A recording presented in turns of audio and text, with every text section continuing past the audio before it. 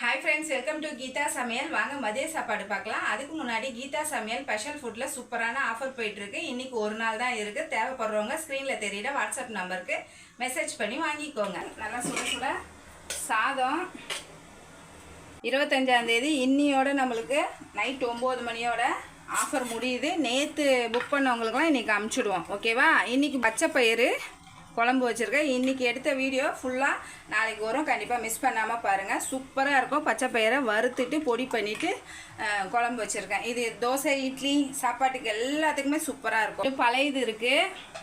முருங்கீரை இட்லி பொடி இருக்குது பாருங்கள். பொடி சாதம் மாரி தாளிப்பு போட்டு வேர்க்கடலாம் போட்டு கட்டி கொடுத்தேன். கருணக்கிழங்கு வறுத்து கொடுத்தேன். அவரைக்காய் உப்பு பொரியல் பண்ணியிருக்கேன். அப்பளம் வறுத்துருக்கேன்.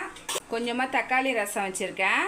காலையில் டிஃபன் எல்லாருக்குமே ராகி சேமியா, அதுக்கப்புறம் தயிர் போட்டு வச்சுருக்கேன்.